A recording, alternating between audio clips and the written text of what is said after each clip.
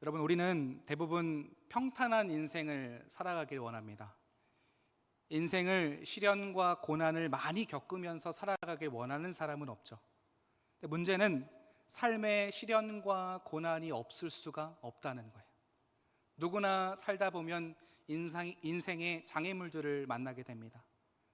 물론 때때로 어떤 가벼운 장애물들은 즐기는 마음으로도 통과할 수도 있어요.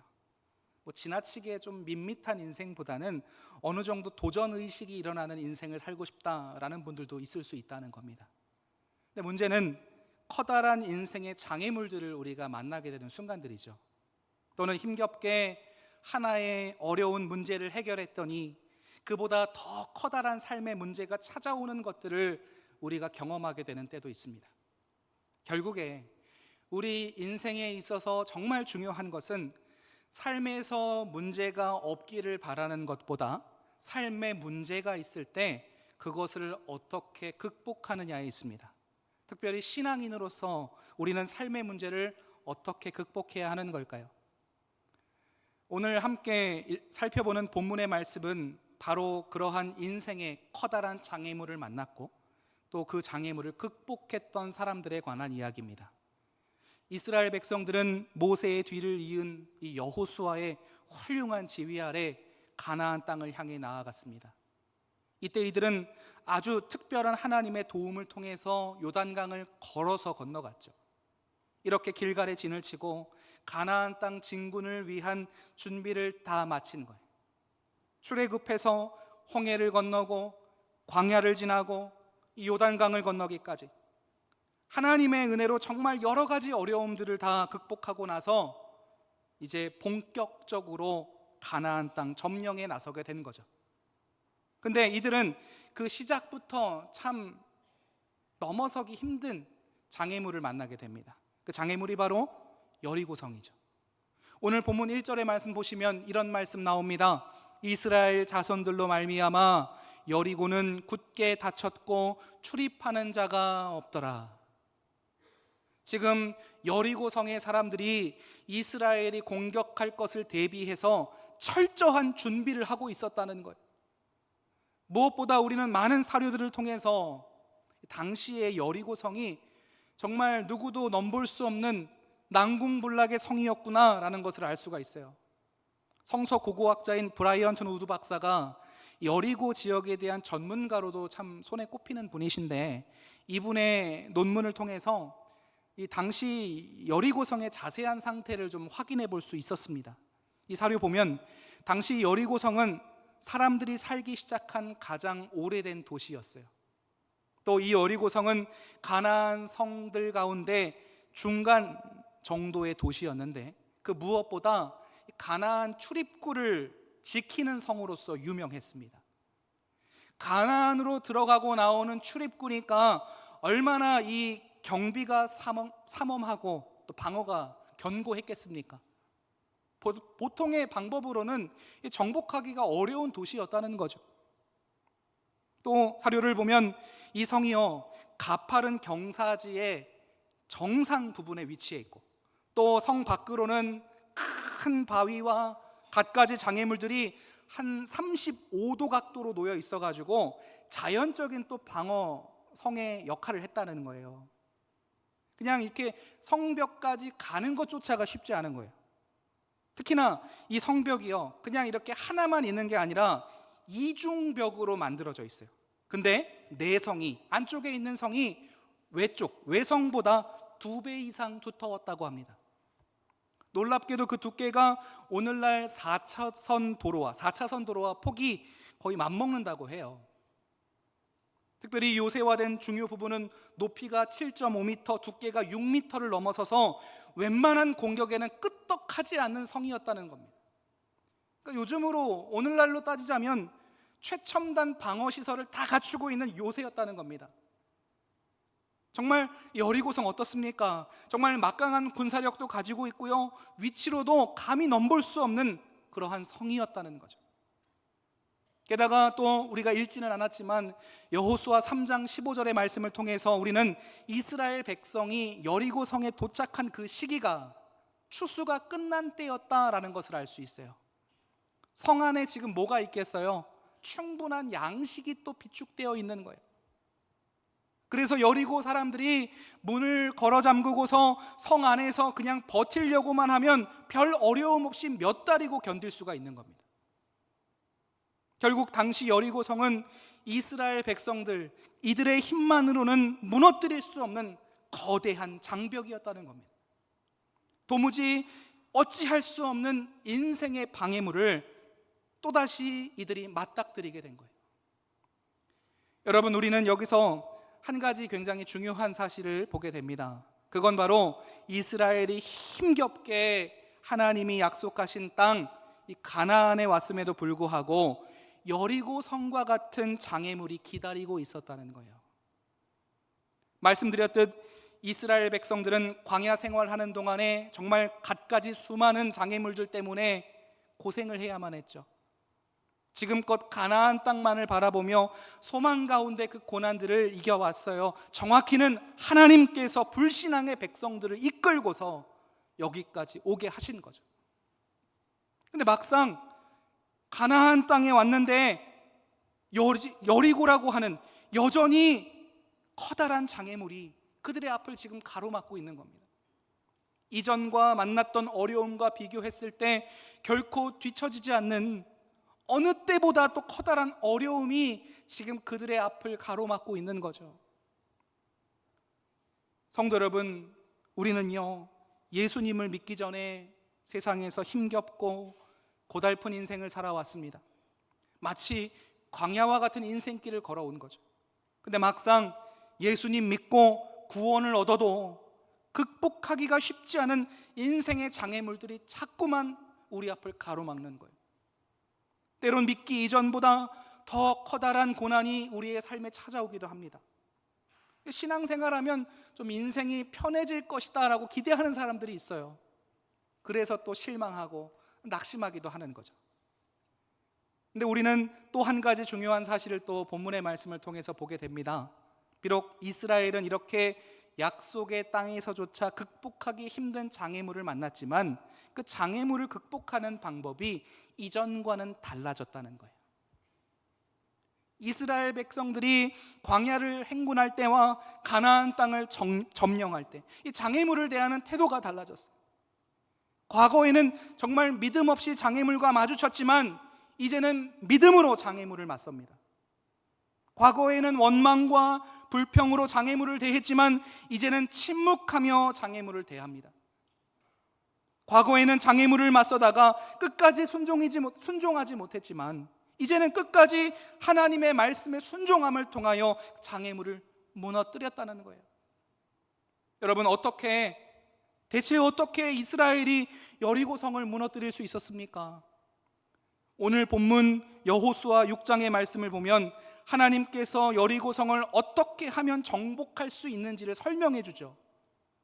말씀 간단하게 요약해 보자면 6일 동안 하루에 한 번씩 성을 돌고 7일에는 7번 성 주변을 돌고 나서 제사장이 나팔 불면 백성이 일제히 큰 소리를 지르라는 거예요.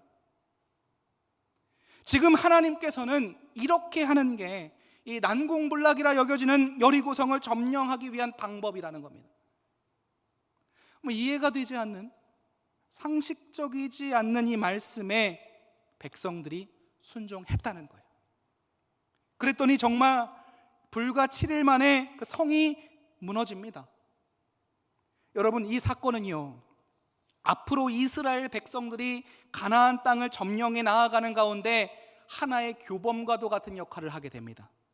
과거에 광야 행군을 할 때와 전혀 다른 새로운 가나안 생활의 전형적인 모델과 같은 역할을 하게 되는 거예요. 이스라엘 백성들이 이 여리고성 전투에서 체득한 방법 그대로 가나안 땅을 점령해 들어가게 되는 것이죠. 그리고 무엇보다 이 말씀은요, 오늘날 우리 성도가 예수 그리스도 안에서 영적 전쟁을 치를 때에도 매우 중요한 가르침을 줍니다. 우리가 본받고 나아가야 할 중요한 지침을 준다는 거예요. 자, 그렇다면 여러분, 난공불락 이 여리고성이 무너진 과거의 사건이 오늘날 21세기 대한민국을 살아가고 있는 우리들에게 주고 있는 교훈이 무엇입니까? 오늘 이 시간 주의 말씀을 통해 얻을 수 있는 교훈을 몇 가지만 나누려고 합니다. 첫째, 하나님의 승리를 믿음으로 순종하라는 거예요. 하나님의 승리를 믿음으로 순종하라. 우리는 이스라엘 백성들의 현실과는 너무나 동떨어진 하나님의 말씀을 보게 됩니다. 여호수아와 이스라엘 백성들이 지금 여리고성을 보고서 압도되어 가지고 막 이도저도 못하고 있는 그때에 하나님께서 이런 말씀하십니다. 2절이죠. 여호와께서 여호수아에게 이르시되 보라, 내가 여리고와 그 왕과 용사들을 내 손에 넘겨주었으니. 하나님의 이 말씀은 사실 이스라엘 당시의 상황에서 보자면 도무지 이해가 될 수 없는 말씀이에요. 지금 이스라엘 백성들은 여리고성 안에 한 발자국의 발도 들이지 못하고 있어요. 이스라엘은 전쟁을 치르기 위한 어떤 준비도 되어 있지 않아요. 근데 하나님께서는 지금 지도자인 여호수아에게 여리고성이 함락될 것임을 말씀하고 계시는 겁니다. 여러분, 여기서 중요한 게 사실 문법적인 시제예요. 내 손에 넘겨주었으니 라고 이 번역한 말의 히브리어 동사를 찾아보니까 나타티라고 쓰여 있어요. 이게 문법적으로 보면 내가 주다 라는 뜻의 나탄이라는 동사의 완료 1인칭 단수형입니다. 이게 쉽게 말씀드리면 이미 완료되었다라는 뜻의 완료형이라는 거예요. 이미 완료되었다. 그러니까 이스라엘 백성들이 여리고성을 함락하기 위하여 그 어떤 일을 하기도 전에 하나님께서는 이미 그 성을 이스라엘 백성들에게 주셨다라는 뜻입니다. 하나님께서는 전쟁을 시작하기도 전에 지금 뭐 하신 거예요? 승리를 선포하신 거예요. 오래전부터 약속의 땅 가나안 땅을 점령할 것이다 약속하셨던 그 말씀에 이어 눈앞에 여리고성 역시 점령하게 될 것이다, 승리할 것이다 말씀하시는 겁니다. 분명 이 현실만 보면 지금 당장은 여리고성이 굳게 닫혀 있어요. 자라같이 목을 집어넣고 움직일 생각이 없어요. 무슨 방법을 써도 이길 가망이 없어 보여요. 근데 하나님께서는 이미 이 전쟁이 이긴 전쟁이다 라는 사실을 말씀하시는 거죠. 결국 이제 이스라엘 백성들에게 중요한 건 뭐예요? 이 승리의 말씀을 믿음으로 순종하느냐 그렇지 않느냐에 있는 겁니다. 그리고 성경 말씀은 말합니다. 이 말씀 이스라엘이 믿었다는 거죠. 여호수아는 하나님의 말씀, 여리고성이 함락될 것이라는 이 약속의 말씀을 굳게 믿었습니다. 이스라엘 백성들은 당장의 현실을 넘어서서 하나님의 승리의 선언을 믿었습니다. 이 약속과 선포를 믿은 그 믿음이 결국 여리고성을 넘어뜨리는 거예요. 히브리서 기자가요, 이 사건의 핵심을 이렇게 정리합니다. 히브리서 11장 30절의 말씀에 믿음으로 7일 동안 여리고를 도니 성이 무너졌으며, 믿음으로 돌았다는 거예요. 그랬더니 무너졌다는 거예요. 계속해서 말씀드렸듯 이스라엘 앞에 있는 여리고성은 난공불락의 성입니다. 아무리 생각을 해봐도 답이 나오지 않는 상황이에요. 게다가 하나님께서 말씀하신 거, 승리할 수 있는 방법이라고 알려주신 건 성을 도는 거예요. 성을 돈다고 성이 무너질 것이라고 생각하는 사람이 어디 있습니까? 믿을 수 없는 상황 아니겠어요? 근데 여호수아가 이 하나님의 약속의 말씀을 믿었어요. 이스라엘 백성들도 이 여호수아의 말을 듣고 하나님의 말씀에 끝까지 순종했어요. 그렇게 하자 여리고성이 무너진 거예요. 허드슨 테일러 선교사님 계세요. 중국 내륙 양주에서 선교 사역했을 때 일입니다. 이 선교사님이 뿐만 아니라 많은 선교사님들이 계셨는데 계속해서 이 의료 선교를 열심히 하니까 이를 못마땅하게 여기고 있었던 양주의 사람들이 막 유언비어를 퍼뜨리기 시작하는 거예요. 보면 선교사들이 죽어가는 사람들의 눈알을 도려내고 어린아이들을 잡아먹고 아이벤 여자의 배를 갈라서 그것으로 지금 약을 만들고 있다, 말도 안 되는 소문이 막 삽시간에 사실처럼 번져갖고 분노한 군중들이 막 폭도로 변해갑니다. 이 사건을 가리켜서 양주 폭동 사건이라고 부르는데요, 이 일로 정말 많은 선교사님들이 어려움을 겪었다는 거죠. 이 일이 도무지 사그러들 기미가 보이지 않고 계속해서 막 커져 나아가니까 결국에는 영국 당국이 직접 개입을 해서 이거를 좀 진정시키게 됩니다. 근데 당시 선교 사역이 아주 치명적인 타격을 입게 됐죠. 무엇보다 자국으로부터 이 선교 지원금이 막 끊기기 시작합니다. 선교사들이 지금 다른 나라 가가지고 좋지 않은 영향을 미치고 있다는 거죠. 정말 더 이상은 이 중국에서 선교를 하는 게 어려운 상황이 되어가고 있는 거예요. 그렇다면 이 어려운 순간 속에서 허든슨 테일러 선교사님 뭐 했을까요?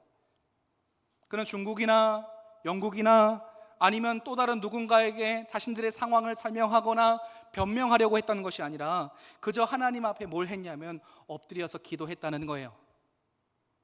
그렇게 계속 기도하고 있을 때 영국에서 헌금 2,000파운드와 함께 편지 한 통이 옵니다. 그 편지는 기도의 사람으로 잘 알려진 조지 뮬러에게 온 거예요. 편지에 이렇게 쓰여 있습니다. 선교사님, 하나님께서는 우리가 어떤 상황 속에서도 변치 않는 믿음 갖기를 원하십니다. 포기하지 마세요. 성도 여러분, 우리 삶 가운데 이런저런 어려움들이 있을 수는 있지만 그 어떤 상황 속에서도 결코 변치 말아야 할 것은 하나님의 약속의 말씀을 향한 신뢰, 믿음인 줄 믿습니다. 지금 본문에서 여리고성 앞에 서 있는 여호수아는 어떤 상황 속에서도 지금 변하지 않은 믿음을 갖고 있는 거예요. 당장에 주어진 현실은 어렵지만, 하나님의 말씀하셨지만 지금 당장 나아진 것은 없지만 하나님께서 약속하셨으니까 분명 그 말씀대로 내 삶을 변화시키실 것이고 끝내 구원하실 것이다 라는 믿음을 갖고 있는 겁니다. 오늘날 현실을 살아가는 우리들에게도 이런 변치 않는 믿음이 필요하다는 거죠. 비록 지금 당장에 눈에 보이는 현실은 어렵지만 끝내 승리하게 하신다 약속하신 하나님의 말씀만을 믿는 것이 우리 삶의 여리고성을 무너뜨리는 방법이 된다는 거예요. 눈앞에 보이는 것을 넘어서서 구원을 이루실 하나님을 바라보라는 것이죠. 이 시간 바라기는 우리 역시 오늘 본문의 여호수아와 이스라엘 백성들처럼 우리 삶에 아무리 커다란 여리고성이 우리 앞을 가로막고 있다 할지라도 하나님과 함께함으로 이길 수 있다는 믿음을 굳게 가지고 살아가시길 바랍니다. 현실을 넘어서는 믿음의 눈으로 승리케 하실 주님만을 바라봄으로 믿음의 삶을 살아가는 저와 여러분들 될 수 있기를 간절히 축원합니다. 둘째로, 하나님의 방법을 믿음으로 순종하라요.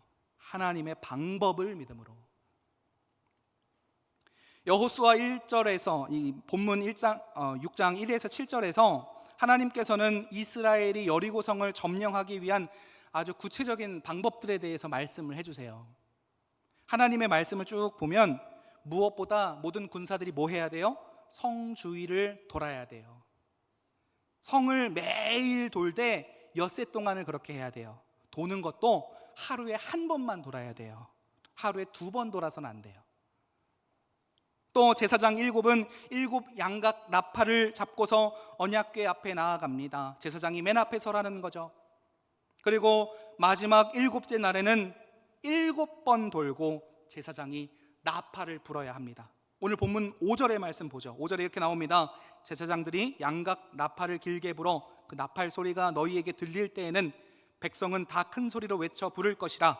그리하면 그 성벽이 무너져 내리리니 백성은 각기 앞으로 올라갈지니라 하시매. 지금 이렇게 하는 것이 성을 점령하기 위한 방법이라는 거예요. 여러분, 세상적인 시각에서 보면 하나님의 이 방법 좀 우습지 않습니까? 많은 백성들이 하루에 한 번씩 성 주위를 돌아라. 무슨 뭐 여리고성 견학 온 거 아니잖아요. 견학 온 것도 아니고 그것도 하루 이틀이 아니라 계속해서 이것을 돌라고 하니까 이해가 되질 않잖아요. 또 7째 날에는 7바퀴를 돌고서 나팔을 불라고 말씀하시는 거예요. 나팔을 불면 백성들이 뭐예요? 큰 소리로 외치라는 거예요. 그렇게 하면 저 커다란 성벽이 무너진대요. 과학적으로, 군사적으로, 아니 인간의 상식적으로 지금 이해가 되지 않는 말씀이에요. 만일 무방비 상태로 계속 성 주위를 돌다가 여리고의 군사들이 성문을 열고서 공격이라도 하면 어떻게 돼요? 속수무책으로 당할 수밖에 없는 상황 아니겠습니까? 하나님의 생각은요, 여리고성 함락과는 지금 아무런 상관이 없어 보이는 거예요. 하나님의 생각은 허무맹랑해 보이고, 하나님의 생각 그 방법을 따라서 성을 돈다는 것은 마치 시간 낭비인 것처럼 보입니다. 근데 여호수아 어떻게 해요? 하나님의 그 생각에 자신의 생각을 맞추는 거예요. 하나님의 말씀하신 그 방법이 정답이다, 굳게 믿고 순종하는 거예요. 6절 말씀에 이렇게 나옵니다. 눈의 아들 여호수아가 제사장들을 불러 그들에게 이르되, 7절에도 나옵니다. 또 백성들에게 이르되. 여호수아는 하나님의 말씀 그 생각을 듣자마자 곧바로 이스라엘에게 전합니다. 여호수아는 하나님의 생각이 현실에 맞지 않는다 말하지 않았어요. 하나님의 생각은 억지입니다 주장하지 않았어요. 하나님의 생각은 잘못되었기 때문에 수용할 수 없다 말하지 않았어요. 하나님의 생각에 그저 맞추는 거예요. 하나님의 생각에 동의하는 거예요. 하나님의 방법대로 나아가는 거죠. 여러분, 이것이 우리가 가져야 할 성도로서의 신앙 자세입니다. 결국 오늘 본문을 통해서 하나님께서 지금 우리에게 전하고 싶은 말씀은 이겁니다. 젖과 꿀이 흐르는 가나안 땅과 같은 약속을 차지하려면 하나님의 방법대로 순종해야만 한다라는 거예요. 난공불락 같은 여리고성은 오늘 본문 여호수아 6장에만 기록된 성이 아니라 우리의 삶에 수없이 나타나고 있는 성과도 같습니다. 내 힘과 능력으로 안 되는 삶의 모든 것들이 다 이 여리고성이에요. 여리고성과 같은 장애물들이 올해 우리의 삶에 있을 것이고 내년에도 있을 겁니다. 아니, 우리 육신의 생명이 끝나기 전까지 계속 있을 거예요. 결국에 이 장애물들 어떻게 이겨내는지가 참 중요한 것인데, 생각해보면 내 힘과 능력으로 안 되는 게 한두 가지가 아니잖아요. 성경은 이럴 때 이 여호수아의 믿음을 우리도 소유하라는 거죠. 하나님의 생각에 우리의 생각을 맞추라는 거예요. 하나님께서 제시해 주시는 방법대로 순종하라는 거죠. 이게 어떻게 하는 거예요? 하나님의 생각에 맞는 방법이 무엇입니까? 성경에 나타난 하나님의 말씀에 순종하는 겁니다. 성경을 통해 주어진 하나님의 말씀대로 순종하는 것, 그것이 우리 인생의 장애물을 극복하는 방법이라는 거죠. 이러한 사실을 잘 알 수 있는 것이 성경에 수없이 증언되고 있어요. 성경에 나온 승리한 사람들을 보면 모두가 다 동일하게 하나님의 그 방법에 순종했다는 거죠. 창세기에 나타난 아브라함을 떠올려 보세요. 하나님께서 본토 친척 아비의 집을 떠나라고 하니까 아브라함이 하나님의 말씀에 순종하여 떠납니다. 자라면서 굳어진 가치관과 고정된 시각과 부모로부터 내려온 전통과 같은 것에서 떠나가라, 하나님의 말씀에 맞춰 떠나는 거예요. 그렇게 아브라함은 평생 하나님의 말씀에 맞추어 믿음의 훈련을 받습니다. 결국 믿음의 조상이라는 칭호를 또 얻게 되는 거예요. 예수님의 제자인 베드로는 또 어떤데요? 누가복음 5장에 나오는 베드로를 보면 아무런 힘도 없고요, 아무런 능력도 없는 사람이에요. 갈릴리 호숫가에서 밤새도록 고기를 잡았는데 헛수고만 했어요. 근데 예수님께서 베드로에게 찾아오셔서 말씀하십니다. 깊은 데로 가서 그물을 내려 고기를 잡아라. 어부인 자신에게 말씀하시는 예수님의 말씀에 베드로가 어떤 반응을 보였습니까? 우리들이 밤새도록 수고하였을 때 잡은 것은 없지만 그 말씀에 의지하여 그물을 내리겠습니다. 베드로가 예수님의 생각에 맞추어 그물을 내렸다는 거예요. 순종했던 것이죠. 순종의 결과가 무엇입니까? 그물이 찢어지도록 많은 고기를 잡았다는 거죠. 우리 스스로의 생각, 판단이 아니라 주님의 방법대로 그 말씀에 순종하니까 사람이 감당할 수 없는 일도 경험하게 해주신다는 거예요. 성도 여러분, 이처럼 우리는 하나님의 방법, 성경 말씀대로 순종할 때 승리할 수 있습니다. 그렇게 할 때 내 삶의 문제가 해결된다는 거예요. 직장의 문제, 자녀의 문제, 건강의 문제, 사업의 문제, 관계의 문제, 수많은 문제들이 해결된다는 거예요. 인생을 살아가며 모든 순간 속에 하나님의 말씀에, 그 방법에 우리의 삶을 맞추어 살아가다 보면 우리 삶의 시온의 대로가 활짝 펼쳐지는 줄 믿습니다. 바라기는 이런 분명한 확신을 갖고 살아가는 저와 여러분들 될 수 있기를 간절히 축원합니다. 마지막 세 번째, 하나님의 말씀에 침묵으로 순종하라. 침묵하며 순종하라는 거예요. 하나님께서는 이스라엘 백성들이 여리고성을 점령하기 위한 여러 구체적인 방안들을 말씀하십니다. 근데 이스라엘 백성들은 이 하나님의 명령 이외에도 또 다른 이야기를 들었어요. 1에서 7절에서 하나님께서는 말씀하지 않았던 또 다른 내용이 여호수아의 입을 통해서 나옵니다. 10절의 말씀입니다. 10절에 이렇게 나오죠. 여호수아가 백성에게 명령하여 이르되 너희는 외치지 말며 너희 음성을 들리게 하지 말며 너희 입에서 아무 말도 내지 말라. 그리 하다가 내가 너희에게 명령하여 외치라 하는 날에 외칠지니라 하고. 아멘. 이 말씀 보면 여호수아가 3번이나 반복하고 있는 게 있어요. 첫째, 큰 소리가 나지 않게 하라. 둘째, 어떤 말소리도 나지 않게 하라. 마지막 셋째, 그 어떤 작은 소리도 입에서 나게 하지 말라. 이렇게 얘기하는 거죠. 그러니까 한마디로 말하면 철저하게 침묵하라. 아무런 말도 하지 말래. 자, 그렇다면 여호수아는 왜 이스라엘 백성들을 향하여 아무런 말도 하지 말라고 했습니까? 하나님께서는 사실 침묵에 관해서는 말씀 안 하셨잖아요. 여러분, 여호수아는요, 우리가 하나님의 말씀에 믿음으로 순종하려고 할 때 언제나 사단이 역사한다는 것을 알고 있어요. 사단이 어떻게 역사하고 어떻게 방해합니까? 사람들의 말을 통해서죠. 불평과 원망, 불신앙의 말, 해서는 안 되는 말을 통해서 역사하고 방해한다는 거예요. 우리가 너무나 잘 아는 것처럼 우리 사람들의 말에는 능력이 있습니다. 말로 사람을 살리고요, 또 죽일 수도 있다는 거죠. 교회를 무너뜨릴 때, 하나님께서 이루고자 하는 역사를 무너뜨릴 때도 거의 대부분이 불신앙과 원망과 부정적인 말, 헛된 말들이 문제가 되는 것들을 보게 됩니다. 그렇기 때문에 우리가 어떤 말을 하느냐, 어떤 말을 듣느냐, 어떤 말을 듣기를 원하느냐가 중요한 거예요. 더구나 여호수아가요, 이런 사실을 아주 몸소 경험했던 사람 가운데 한 명이에요. 이스라엘이 과거에 40년 전에 가나안 땅에 못 들어갔어요. 들어가지 못했던 이유가 어디 있습니까? 민수기 13장 말씀 보면 가나안 땅을 정탐하고 와서 10명의 정탐꾼들이 이런 말을 하죠. 민수기 13장 31절에서 33절까지 3절 말씀인데 우리 한 절씩 좀 교독하고 마지막 절 같이 읽습니다.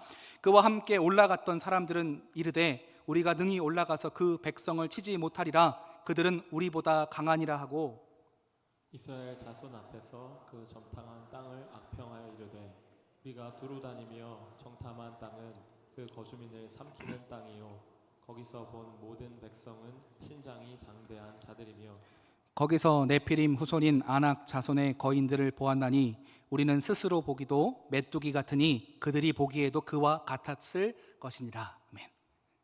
자, 10명의 사람들이 우리는 이길 수 없습니다, 이렇게 얘기하는 거예요. 반면에 다른 말을 했던 두 사람이 있죠. 누구랑 누굽니까? 네, 여호수아와 갈렙이에요. 똑같은 것을 경험했어요. 똑같은 것을 보고 왔어요. 뭐라고 말합니까? 민수기 13장 30절의 말씀입니다. 갈렙이 모세 앞에서 백성을 조용하게 하고 이르되 우리가 곧 올라가서 그 땅을 취하자 능히 이기리라 하나. 여호수아와 갈렙 이길 수 있다, 믿음의 말, 긍정의 말을 했습니다. 근데 결국 결과가 뭐였어요? 이스라엘 백성은 여호수아와 갈렙이 했던 이 믿음의 말보다 다른 10명의 사람들 부정적인 말에 더 반응을 했다는 거예요. 두려워 떨면서 다시 애굽 땅으로 돌아가자 원망하고 불평합니다. 믿음의 말을 했던 여호수아와 갈렙, 지금까지 자신들을 이끌고 왔던 모세를 또 죽이려고 했어요. 여러분, 부정적인 말의 힘이 이러합니다.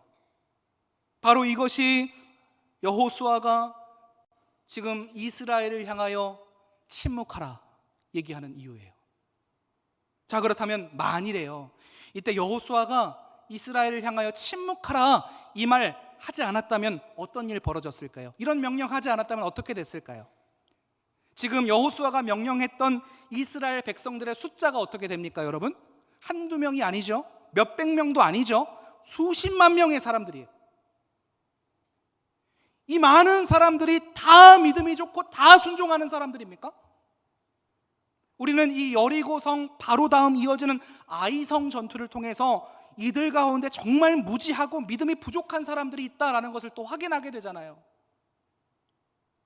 만일 이때 침묵에 관한 말씀 없이 그냥 매일 성 주위를 돌라고 했다면, 그 명령을 들었던 이스라엘 백성들 가운데 나름 좀 똑똑하다고 생각하는 사람들, 따지기 좋아하는 사람들, 논리적인 사람들은 이런저런 얘기들을 했겠죠. 한두 사람이라도 불평의 말을 했을 겁니다.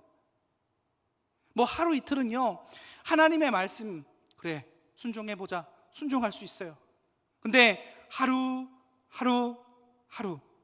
여리고성을 계속 걸어가면서 이해가 되지 않는 겁니다. 말도 안 되는 전쟁의 방법을 하고 있는 이 상황 속에서 부정적인 생각들, 원망하는 생각들이 막 들어오는 거죠. 사람들에게 얘기하는 거예요. 이봐, 우리 지금 왜 맨날 이렇게 여리고성을 돌고 있는 거야? 이거 이상해. 지금 적의 사기가 아주 떨어져 있는 상황인데 한시라도 빨리 이길 수 있는 작전을 세워가지고 공격을 해야지. 대체 왜 이렇게 성만 돌고 있는 거야? 미친 짓이야. 말도 안 되는 일이라고. 여호수아는 이렇게 될 것을 또 걱정했던 것 같죠. 그래서 이스라엘 백성들에게 아예 말하지 말라는 거예요. 침묵하라는 거예요. 하나님의 말씀과 명령 앞에 침묵하는 거, 침묵으로 순종하는 것이 승리의 길이라는 거죠.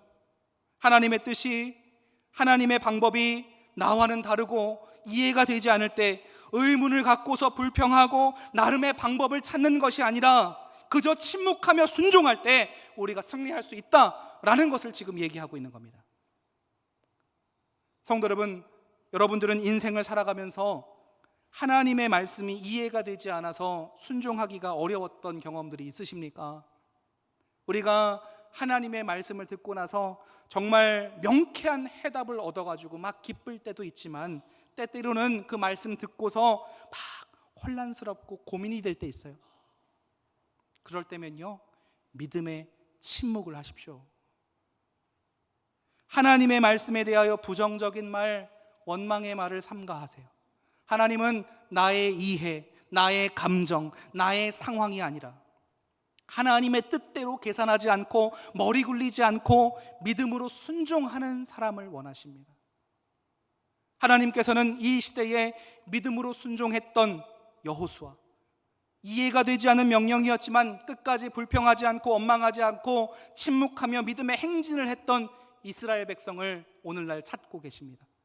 이해가 되지 않는 순간에 계산하지 않은 믿음의 삶으로 결국 승리하게 되는 저와 여러분들 되시길 간절히 축원합니다. 오늘 말씀 정리합니다. 성도 여러분, 우리는 인생을 살아가면서 이런저런 어려움들을 경험하게 됩니다. 정말 삶에서 나타나는 그 문제들을 우리가 어떻게 해야 할지 너무 막막해가지고 막 눈물만 흘리는 성도님들이 계신 것을 알고 있어요. 또 다른 사람들에게는 말할 수 없는 고통, 고난 가운데 계신 분들도 있죠. 그렇다면 우리는 우리의 힘으로 이렇게 도저히 극복할 수 없는 인생의 문제 앞에서 어떻게 해야 합니까? 오늘 말씀은 이러한 우리를 향하여 아주 중요한 삶의 지침을 주고 있습니다. 어떤 삶의 문제가 있을지라도 결국에는 하나님께서 우리 성도를 승리케 하실 것이다 라는 소망을 가지고 그 말씀 앞에 묵묵히 순종하는 삶을 살라는 것이죠. 물론 순종함에 있어서 힘들잖아요. 때때로 포기하고 싶고 어려운 순간들이 있을 수 있어요. 근데요, 이때 이스라엘 백성들이 며칠 막 성주위 돌다가 그냥 포기했다면 여리고성이 무너지는 것을 볼 수 없었을 거예요. 결국 우리 현실이, 우리의 상황이 아무리 힘들고 고통스러워도 하나님이 정하신 그 때까지 우리는 끝까지 인내하며 순종하는 것이 중요한 거예요. 삶의 큰 일이든 작은 일이든 하나님께 순종하며 사는 삶, 하나님의 말씀대로 살아가기 위하여 노력하는 삶, 그것이 우리가 해야 할 삶의 자세라는 겁니다. 바라기는 지금 우리 앞에 눈앞에 있는 그 여리고성을 보면서 그냥 눈물만 흘리며 갈팡질팡하고 있는 것이 아니라 오늘 본문에 나타난 여호수아와 이스라엘 백성들과 같이 우리 역시 말씀의 순종함을 통하여 놀라운 기적을 경험하는 모두가 되길 간절히 축원합니다. 그렇게 하나님의 역사가 우리의 삶 가운데 일어나는 놀라운 믿음의 삶을 살아가는 모두가 될 수 있기를 간절히 축원합니다. 우리 시간 주어진 말씀 생각하면서 주 앞에 결단함으로 3예배를 작성하는 시간을 갖도록 합니다. 여러분, 말씀을 그냥 듣고서 끝나는 게 아니라 내 삶 속에 적용하여 승리하는 삶을 살아가는 모두가 되길 소원합니다.